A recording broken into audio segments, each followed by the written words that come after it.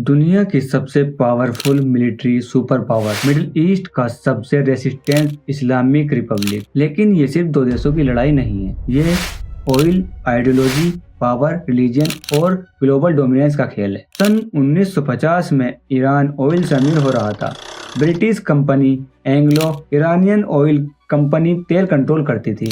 Anglo-Iranian oil company's concession to the urgent attention of the Security Council. उस वक्त Iran में मोहम्मद मुसद्देक की सरकार थी। मुसद्देक ने ऑयल को नेशनलाइज कर दिया। ब्रिटेन और अमेरिका ने इसे अपने इंटरेस्ट के खिलाफ माना, जिसे बाद में CIA मतलब सेंट्रल इंटेलिजेंस एजेंसी से जोड़ा गया। इसके चलते मुसद्देक को ईरान की गद्दी से हटा दिया गया। मुसद्देक के बादशाह को वापस लाया गया। मोहम्मद रजा पहलवी को ईरान का सरबराह बनाया गया, जिसके बाद अमेरिका ने मिडिल ईस्ट में अपनी इन्फ्लुएंस सिक्योर की। लेकिन ईरान के लोगों के दिलों में एंटी अमेरिका इमोशन पैदा हो गया। सन 1970 के आखिरी हिस्से में ईरान में शाह के खिलाफ आंदोलन तेजी से बढ़ने लगा। शाह मोहम्मद रजा पहलवी पर आरोप था कि वो तानाशाही तरीके से शासन कर रहा है। छात्रों, मजदूरों, धार्मिक नेताओं ने बड़े स्तर पर प्रदर्शन करना शुरू कर दिया। देश की अर्थव्यवस्था कमजोर पड़ने लगी। जनवरी सन 1979 में शाह ईरान छोड़कर भाग गया था। उसने शाहपुर बख्तियार को ईरान का प्रधानमंत्री बनाया, लेकिन जनता का विश्वास टूट गया था। इस दौरान आयतुल्लाह खामेनी, जो फ्रांस में निर्वासन कर रहा था, क्रांति का नेतृत्व कर रहा था। और 1 फरवरी सन 1979 को खामेनी ईरान वापस आया। उसके स्वागत में इतनी भीड़ थी कि तेहरान की सड़कें भर गई। उसके आने के बाद आंदोलन और तेज हो गया। 11 फरवरी को स्थिति अपने चरम पर पहुंच गई।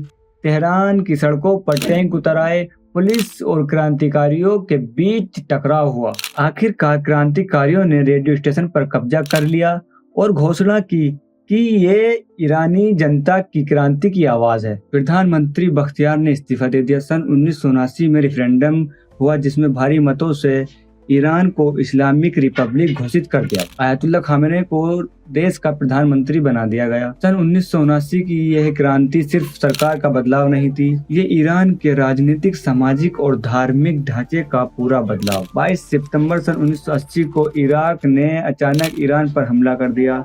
उस वक्त इराक में सद्दाम हुसैन का राज चल रहा था। इराक को लगा कि ईरान अंदर से कमजोर है, क्योंकि 1 साल पहले ही वहां इस्लामिक क्रांति हुई थी। नई सरकार बनी थी, हालात नाजुक थे। इराक ने सोचा कि यही सही मौका है सीमा विवाद को अपने पक्ष में करने का, लेकिन यह जंग आसान नहीं। 1980 में शुरू हुआ युद्ध 1988 तक चला। इस युद्ध में लगभग 10 लाख लोग मारे गए या घायल हुए। इस युद्ध में रासायनिक हथियारों के इस्तेमाल का आरोप भी लगा।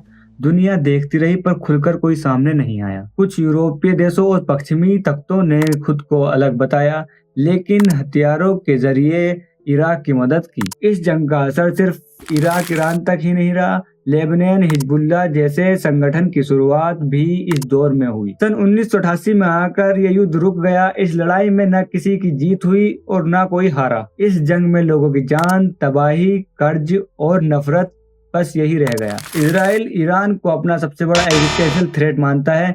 ईरान ओपनली फलस्तीन को सपोर्ट करता है। इजराइल को सबसे बड़ा कंसर्न है ईरान का न्यूक्लियर प्रोग्राम। इसलिए court, cyber attack, targeted assassinations के एलिगेशंस मीडिया में आते रहे हैं।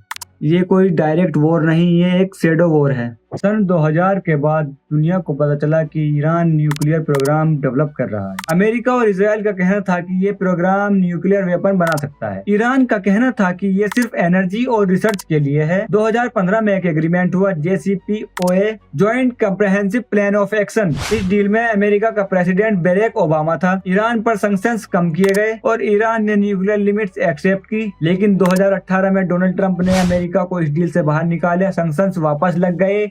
टेंशन फिर बढ़ गई। 3 जनवरी 2020 इराक की राजधानी बगदाद के एयरपोर्ट के पास एक जबरदस्त ब्लास्ट होता है। एक कार पल भर में जलकर खत्म हो जाती है। कार में बैठा था ईरान का सबसे powerful military commander Qasem Soleimani. Qasem Soleimani Iran की special military unit Quds force का चीफ था। मिडिल ईस्ट में ईरान के कई मिलिट्री ऑपरेशन वही हैंडल करता था। 3 जनवरी 2020 को अमेरिका ने ड्रोन स्ट्राइक करके उसकी कार पर हमला कर दिया। Last night at my direction, the United States military successfully executed a flawless precision strike that killed the #1 terrorist anywhere in the world, Qasem Soleimani.